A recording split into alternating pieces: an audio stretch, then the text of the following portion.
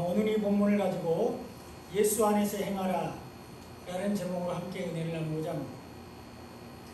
우리는 예수님을 통해서 예수님 안에 죄 사함을 받았습니다. 우리는 예수님의 말씀인 복음을 받아들이고 믿음으로 구원을 받았습니다. 우리는 예수님 안에서 새로운 피조물이 되었습니다. 그러므로 이제부터 우리는 예수님 안에 있어야 합니다. 예수님 안에서 행해야 합니다. 이것이 말씀으로 거듭난 사람들의 삶입니다. 오늘 말씀을 통해서 하나님께서 예수님을 통해서 어떻게 우리를 구원하셨는지, 또 예수님 안에 거하는 것, 예수님 안에서 행하는 것이 무엇인지 살펴보고, 예수님 안에 거하는 사람들, 예수님 안에서 행하는 사람들에게 주시는 축복이 무엇인지 살펴보면서 은혜를 나누고자 합니다. 우리는 예수님을 통해서 예수님 안에서 죄사함을 받았습니다. 오늘 본문 13절에 보면 또 범죄와 육체의 무할례를 죽었던 너희를 하나님이 그와 함께 살리시고 우리의 모든 죄를 사하시고 이렇게 기록되어 있습니다. 전에 우리는 범죄와 육체의 무할례로 인해서 죽었던 사람들입니다. 예수 믿기 전에 우리는 죄와 허물로 인해서 죽었던 사람들입니다. 그런 우리를 하나님이 예수님과 함께 살리셨습니다.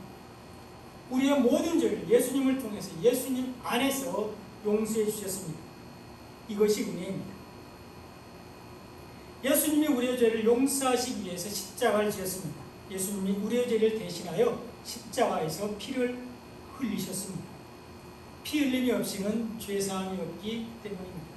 그래서 예수님이 오시기 전에 이스라엘 백성들은 자신들의 죄를 용서받기 위해서 소나 양이나 또 염소나 집비둘기, 산비둘기의 피로 하나님께 제사를 드렸습니다.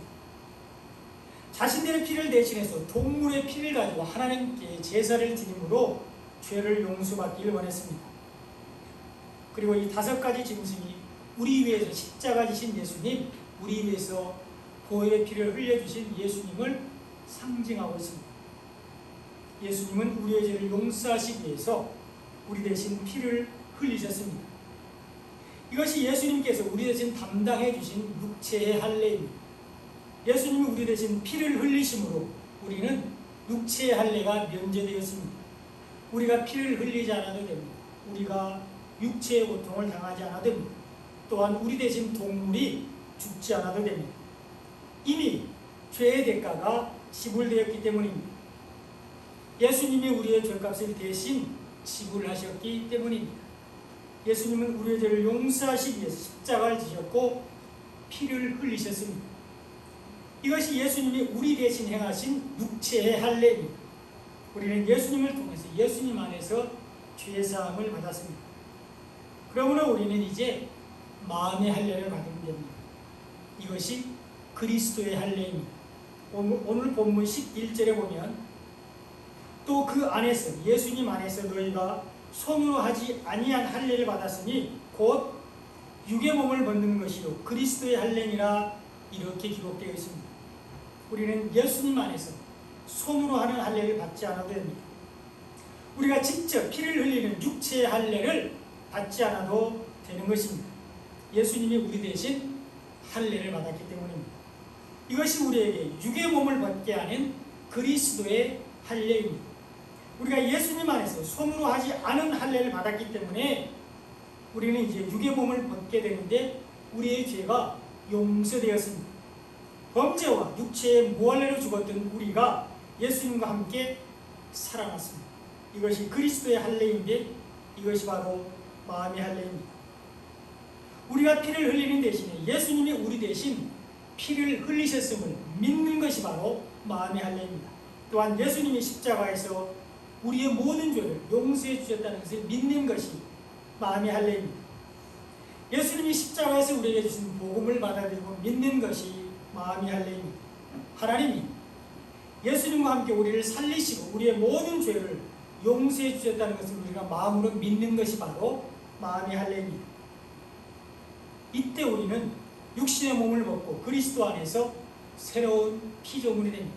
그래서 바울은 고린도후서 5장 17절에서 그런즉 누구든지 그리스도 안에 있으면 새로운 피조물이라 이전 것은 지나갔으니 보라 새 것이 되었도다 이렇게 고백했습니다. 누구든지 그리스도 안에 있으면 새로운 피조물이 됩니다. 누구든지 예수님 안에 있으면 새로운 사람이 됩니다. 누구든지 복음을 받아들이고 믿으면 새로운 사람으로 거듭나게 됩니다. 이전 것, 범죄와 육체의 무할을 죽었던 옛사람, 육의 사람을 벗고 새 사람, 영의 사람이 되는 것입니다. 예수의 보혈의 피를 믿는 사람들, 그리스도의 할례를 믿는 사람들은 새로운 피조물이 되는데요, 바로 하나님의 자녀가 됩니다. 마음의 할례를 받은 사람들, 복음을 믿는 사람들은 새로운 피조물이 되는데 구원을 받게 됩니다.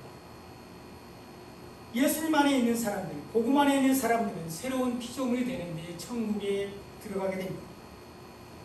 우리가 예수님을 믿고 복음을 받아들이고 믿는 것이 바로 마음의 할례입니다. 또 말씀을 잊어버리지 않도록 계속해서 읽고 듣고 묵상하고 마음에 새기는 것이 바로 마음의 할례입니다. 말씀 안에서 예수님과 동행하는 것이 마음의 할례입니다. 예수님을 통해서 마음의 할례를 받기 전에 이스라엘 백성들은 매년 정해진 절기마다 하나님께 제사를 드렸습니다. 동물의 피를 하나님께 드림으로 죄를 용서받았습니다. 구원의 은혜를 잊지 않고 감사하기 위해서였습니다. 누구 때문에 구원을 받았는지 잊지 않고 기억하기 위해서 절기를 지키고 제사를 드렸습니다. 그러나 이것은 한계가 있습니다. 손으로 하는 할례는 한계가 있습니다. 그리스도의 모형이요 또 그림자로서의 육체의 할례는 한계가 있습니다. 매년 죄를 지을 때마다 반복되어야 했습니다. 그러나 그리스도의 할례, 우리가 받는 마음의 할례는 한계가 없습니다. 우리가 그리스도 안에 있기만 하면 영원히 유효합니다. 우리가 예수님 안에 있으면 영원히 효력이 있습니다. 우리가 예수님을 떠나지 않는 한, 우리가 생명의 말씀 안에 있는 한 계속 효력이 있습니다. 우리가 복음 안에 있으면 영원히 효력이 지속이 됩니다. 우리가 복음을 잃어버리지 않는 한 계속 유효합니다. 이것이 은혜입니다. 그러므로 우리는 예수님 안에서 행해야 합니다. 오늘 본문 6절에 보면 너희가 그리스도 예수를 주로 받았으니 그 안에서 행하되 이렇게 기록되어 있습니다. 우리가 그리스도 예수를 주로 받았다고 말합니다. 그러므로 예수님 안에서 행하라고 말씀하고 있습니다. 우리는 손으로 하는 할례가 아닌 그리스도의 할례로 예수님을 주로 받은 사람들입니다. 우리는 육체의 할례가 아닌 마음의 할례로 예수님을 우리의 구주로 믿는 사람들입니다. 우리는 예수님의 말씀은 복음을 받아들이고 믿음으로 예수님을 구세주로 영접한 사람들입니다. 그러므로 우리는 예수님 안에서 행해야 합니다. 우리는 우리 안에 말씀으로 계시는 예수님 안에서 행해야 합니다. 우리 안에 성령으로 계시는 예수님 안에서 행해야 합니다. 이것이 우리가 마음의 할례를 받았다는 증거입니다. 이것이 우리가 예수님을 구세주로 받은 증거입니다. 우리가 예수님 안에서 행하지 않으면, 우리가 생명의 말씀 안에서 살지 않으면 우리는 예수님과 상관이 없고요, 구원을 받을 수가 없습니다. 우리 안에 말씀이신 예수님이 말씀으로 계실 때, 우리 안에 영이신 예수님이 성령으로 계실 때 우리를 위해서 예수님이 행하신 그리스도의 할례가 우리에게 유익하게 되고요, 그때 우리는 육체의 할례가 아닌 마음의 할례를 통해서 구원을 받게 됩니다. 그때 예수님이 우리를 위해서 행하신 육체의 할례가 유익하여 우리를 하나님의 나라로 인도하게 됩니다. 그러므로 우리는 예수님 안에서 행해야 합니다. 우리가 예수님 안에 뿌리를 내리고 믿음에 굳게 서서 감사하는 것이 바로 예수님 안에서 행하는 것입니다. 오늘 보면 7절에 보면 그 안에 예수님 안에 뿌리를 박은 후에 세움을 받아 교훈을 받은 대로 믿음에 굳게 서서 감사함을 넘치게 하라, 이렇게 기록되어 있습니다. 예수님 안에 뿌리를 내리는 것이 예수님 안에 행하는 것이라고 말씀하고 있습니다.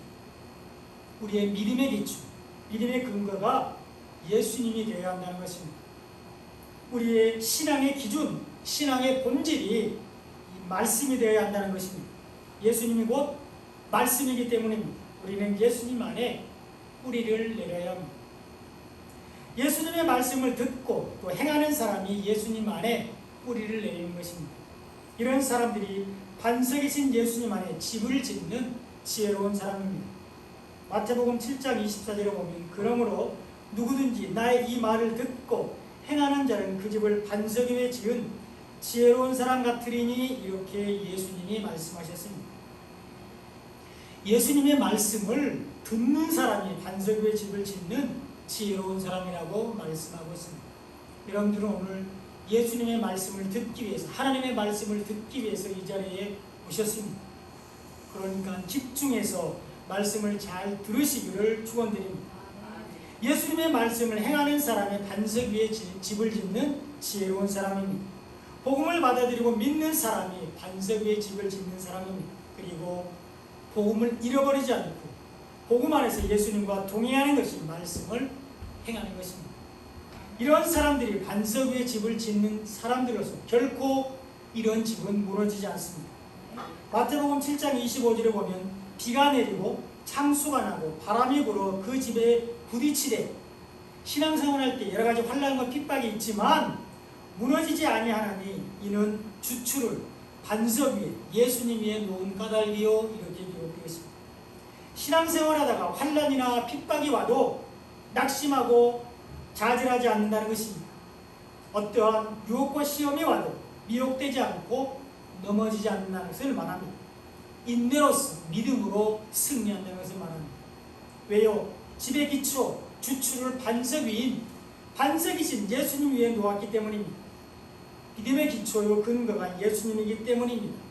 신앙의 기준이요 본질인 말씀이기 때문입니다. 이런 사람들은 결코 무너지지 않고 구원을 받게 됩니다. 이런 사람들이 불에 타지 않는 공적을 가진 사람들로서 구원을 받게 됩니다. 또한 이런 사람들이 포도나무이신 예수님께 붙어있는 사람들로서 열매를 맺게 됩니다. 우리가 잘 아는 말씀이죠. 요한복음 15장 5절에 보면 나는 포도나무요 너희는 가지라. 그가 내 안에 내가 그 안에 거하면 사람이 열매를 많이 맺나니 나를 떠나서는 예수님을 떠나서는 너희가 아무것도 할 수 없음이라 이렇게 기록되어 있습니다. 우리가 예수님 안에 거하고 예수님이 우리 안에 거할 때 우리는 열매를 맺게 됩니다. 우리가 예수님을 믿고 복음을 받아들이고 믿는 것이 우리가 예수님 안에 거하는 것이고요. 그때 예수님이 우리 안에 생명의 말씀으로 계시는데 이분이 우리 안에 계신 성령이십니다. 이것이 연합이면 이때 구원의 열매를 맺게 됩니다. 우리는 예수님 안에 뿌리를 내리고 믿음에 굳게 서서 감사하는 삶을 살아야 합니다. 자, 오늘 본문 7절을 다 같이 한번 다시 읽어보겠습니다. 시작. 그 안에 뿌리를 박으며 세움을 받아 교훈을 받은 대로 믿음에 굳게 서서 감사함을 넘치게 하라. 아멘. 우리는 예수님 안에 뿌리를 박아야 하는데 예수님의 말씀을 듣고 행하는 사람이 바로 예수님 안에 뿌리를 박는 것입니다. 그러므로 우리가 예수님 안에 뿌리를 박는다는 것은 우리가 말씀에 굳게 서는 것을 말합니다. 우리가 말씀을 마음에 새기고 그 말씀이 내 안에서 생명이 되는 것을 말합니다. 그 생명의 말씀을 잃어버리지 않고 내 입술과 내 마음에서 떠나지 않는 것을 말합니다. 그 말씀 안에서 예수님과 동행하며 사는 것이 우리가 예수님 안에 뿌리를 내리는 것입니다. 그런 사람들이 말씀을 통해서 바른 교훈을 받고 예수님 안에 온전히 서게 됩니다. 말씀으로 자신을 다스리고 말씀으로 육체의 소욕을 죽이고 말씀을 따라서 살게 됩니다. 이것이 믿음에 굳게 서는 것입니다. 그리고 이렇게 믿음 안에 굳게 서 있는 사람들만이 감사하게 됩니다. 믿음에 굳게 서 있는 사람들이 예수님을 통해서 우리를 구원하신 하나님께 감사하게 됩니다. 믿음에 굳게 서 있는 사람들이 하나님의 비밀이신 예수님께 감사하게 됩니다. 믿음에 굳게 서 있는 사람들이 우리 안에서 생명의 말씀을 생각나게 하고 또 말씀으로 우리를 인도하시는 성령님께 감사하게 됩니다. 그러니까 믿음에 굳게 서 있는 사람들이 바로 삼위일체 하나님께 감사하게 된다는 것입니다. 그러므로 감사는 믿음이 있다는 증거입니다. 아무리 입으로 믿음이 있다고 스스로 자랑해도 감사하지 않으면 그 사람에게는 믿음이 없는 것입니다. 믿음은 말로 증명하는 것이 아니라 삶으로 나타나는 것입니다. 행동으로 드러나게 되어 있습니다.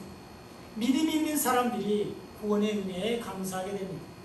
그리고 믿음이 있는 사람들이 다른 성도들을 귀하게 여기고 함께 하나님을 섬기게 됨에 있어 감사하게 됩니다.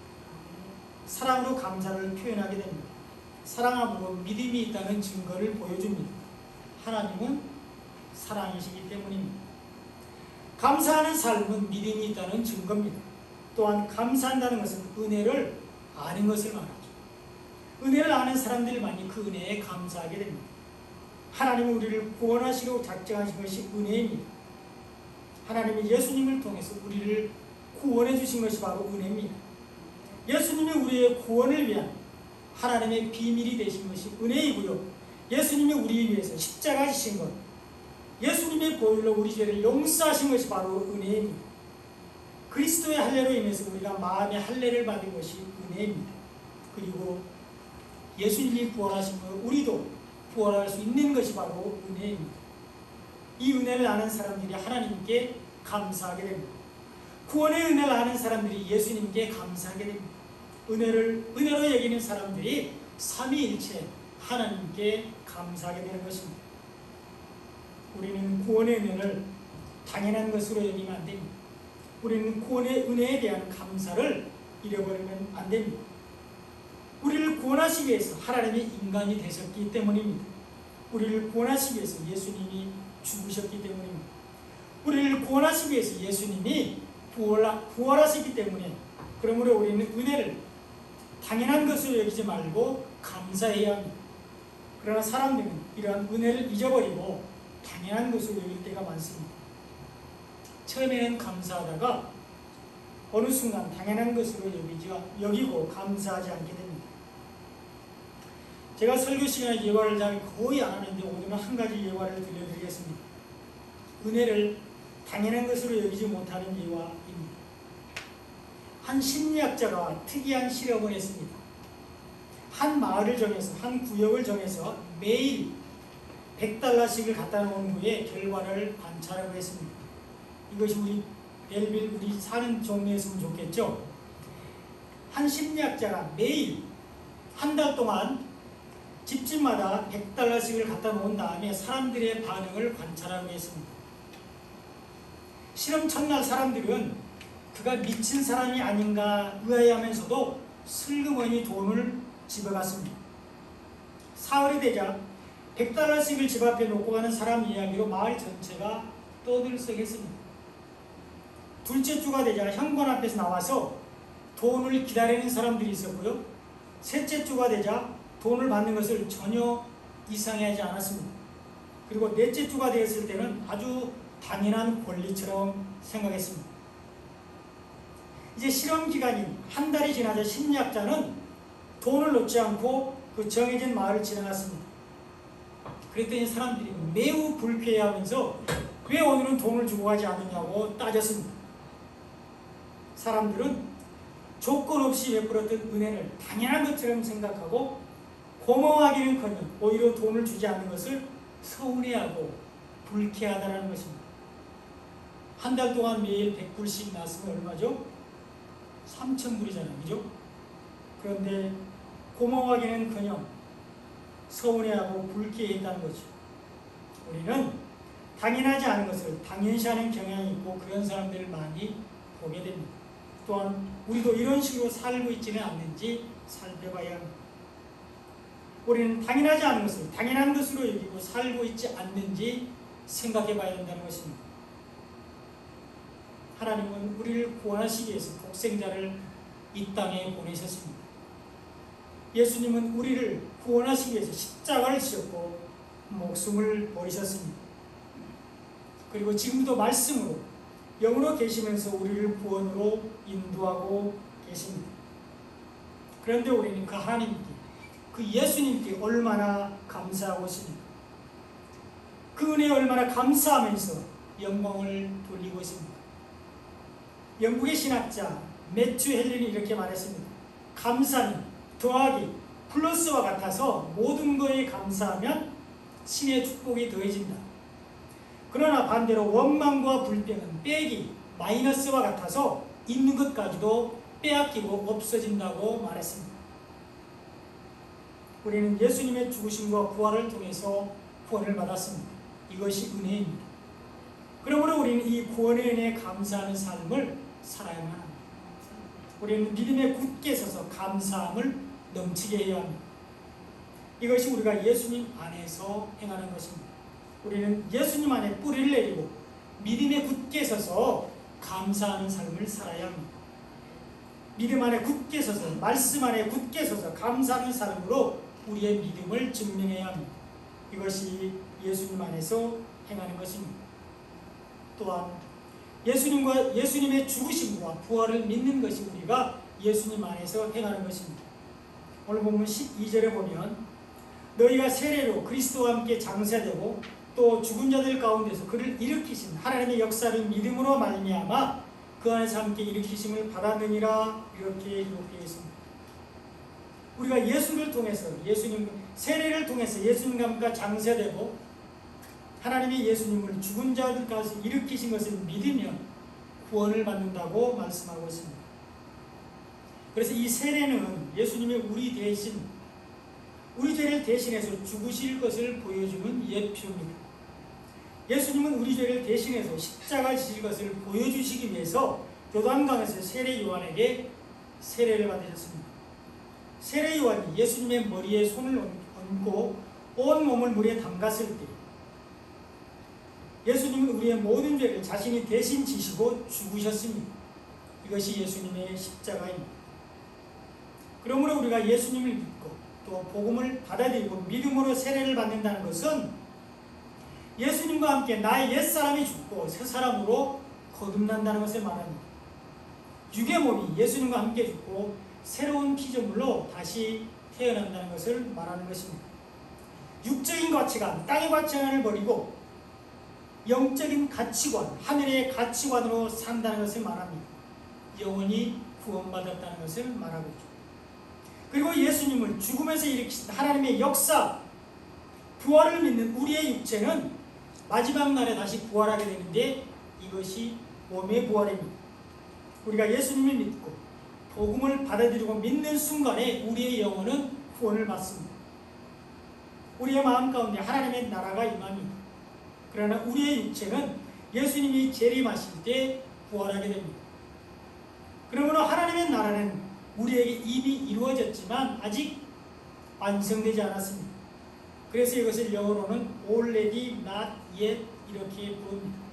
우리가 예수님을 믿는 순간 구원이 우리의 마음 가운데 있지만 우리가 죽어서 하나님의 나라에 갈 때 예수님이 재림하실 때 우리의 육체도 부활해서 온전하게 구원을 받게 됩니다. already not yet입니다. 예수님은 우리의 죄를 용서하기 위해서 죽으셨고 부활하심으로 우리도 부활하게 됩니다. 이 예수님의 죽으심과 부활을 믿는 것이 우리가 예수님 안에 행하는 것입니다. 이런 사람들은 율법의 무거운 멍에를 벗고 복음 안에서 자유하게 됩니다. 오늘 본문 14절로 15절에 보면 우리를 거스르고 불리하게 하는 법조문으로 쓴 증서를 지우시고 제하버리사 십자가에 못 박으시고 통치자들과 권세들을 무력화하여 드러내어 구경거리로 삼으시고 십자가로 그들을 이기셨느니라 이렇게 기록되어 있습니다. 우리는 세례로 예수님과 함께 장사되기 전에는 우리를 거스르고 불리하게 하는 법조문으로 쓴 정서에 얽매여 있었습니다. 우리의 어깨에 거스르고 불리하게 하는 무거운 법조문을 짊어지고 있었다는 것입니다. 이것이 율법입니다. 이것이 육의 몸이요 우리의 죄였습니다. 예수님은 우리를 이 율법에서 벗어나게 하기 위해서 우리의 육의 몸을 받고 새로운 피조물로 거듭나게 하기 위해서 우리의 죄를 용서하시기 위해서 율법의 저주로 십자가에서 죽으셨습니다. 예수님은 우리를 거스르고 불리하게 하는 법조문으로 쓴 증서를 지우시고 제하여 버리셨습니다. 그러므로 우리가 세례로 예수님과 함께 장사된 이후에는 율법에서 해방되었습니다. 우리가 육의 몸을 먹고 새로운 피조물, 생명을 얻었습니다. 우리를 사망에 이르게 하는 죄가 용서되었습니다. 이제 우리는 율법의 무거운 멍에를 벗고 복음 안에서 자유할 수 있습니다. 그래서 오늘 본문 16절로 17절에서는 이렇게 기록하고 있습니다. 그러므로 먹고 마시는 것과 절기나 초하루나 안식일을 이유로 누구든지 너희를 비판하지 못하게 하라. 이것들은 장래일의 그림자이나 몸은, 여기서 말하는 몸은 예수님입니다. 몸은 그리스도의 것이니라 이렇게 기록되어 있습니다. 율법에 얽매이지 말고 이제 복음 안에서 자유하라고 말씀하고 있습니다. 돼지고기를 안 먹고 비늘 없는 생선을 먹지 않는 것이 중요한 것이 아니라 우리가 복음을 받아들이고 믿는 것이 중요하다는 것입니다. 절기를 지키고 하루에 3번씩 기도하고 일주일에 2번씩 금식하는 것이 중요한 것이 아니라 생명의 말씀인 복음만을 먹고 그 안에서 살아가는 것이 중요하다는 것입니다. 율법에 먹고 마시는 규정이나 모든 절기는 복음 안에서 완성되었기 때문입니다. 이제 복음을 받아들이고 믿으면 율법을 지키는 것이 됩니다. 그리고 모든 절기의 규례는 이제 예배로 통일되었습니다. 이제 우리가 영과 진리로 신령과 진정으로 예배드리면 됩니다. 억지로나 부득이함으로 형식적으로 예배하는 것이 아니라 구원의 은혜를 알고 영과 진리로 감사함으로 예배드리면 되는 것입니다. 우리가 하나님 앞에 나갈 수 있는 것이 은혜의 축복임을 알고 기쁨으로 예배를 드려야 합니다. 예배가 그만큼 중요한 것입니다. 하나님은 지금도 영과 진리로 예배하는 사람들을 찾고 계십니다. 하나님은 성도들이 예배할 때 가장 기뻐하십니다. 그리고 예배는 주일날 우리가 지금 이 자리에서 드리는 것만이 예배가 아니라 우리가 세상 가운데서 살아가는 모든 순간순간이 바로 삶으로 드려지는 예배입니다.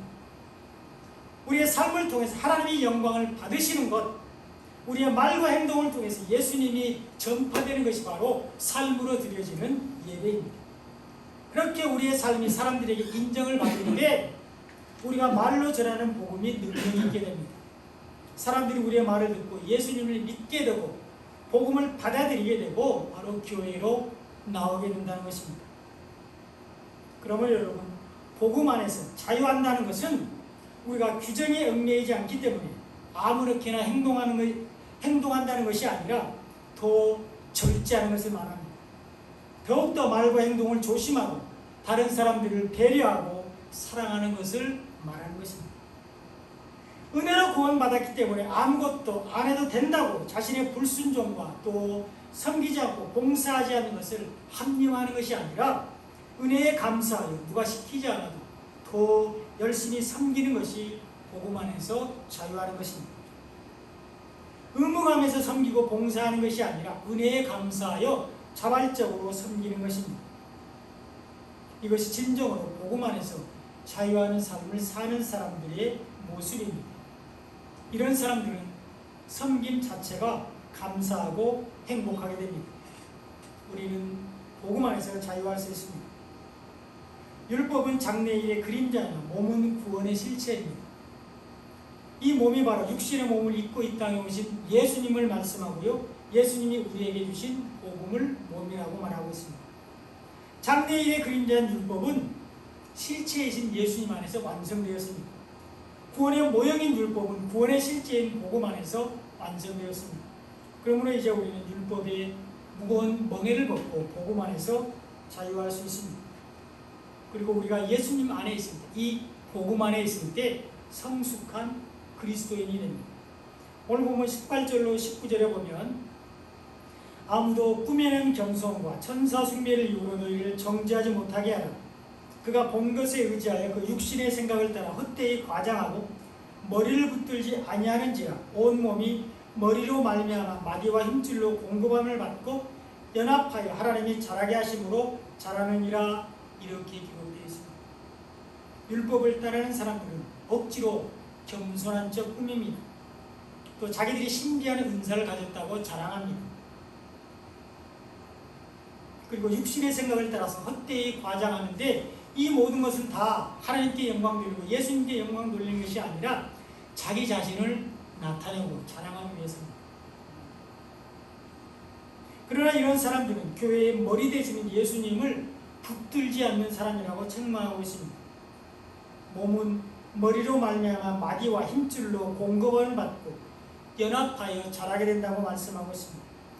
예수님을 믿음으로 복음을 받아들이고 믿음으로 하나님의 자녀가 된 우리는 예수님의 형제로서 머리 되시는 예수님께 붙어있는 그리스도의 몸입니다. 그리고 이 몸은 머리를 통해서 공급되는 영양분을 받아야만 자라게 됩니다. 우리는 예수님이 주신 복음으로 말미암아 믿음이 자라고 믿음으로 하나님께 영광 돌리고 구원을 받게 됩니다. 그러므로 우리는 예수님을 떠나서 복음을 떠나서는 살 수가 없습니다. 우리가 예수님 안에 있을 때, 우리가 복음 안에 있을 때 성숙한 그리스도인이 됩니다. 이런 축복이 넘쳐나시기 바랍니다. 예수님을 통해서 죄사함을 받은 우리는 복음을 받아들이고 믿음으로 마음의 할례를 받았습니다.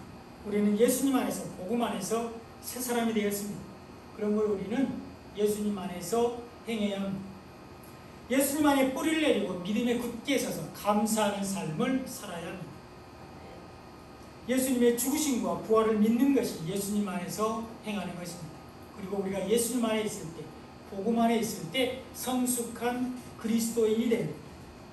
사랑하는 여러분, 성숙한 그리스도인이 되셔서 하나님께 영광을 돌리고 주님을 기쁘시게 하는 삶을 사시기를 예수님의 이름으로 축원드립니다. 기도드리겠습니다.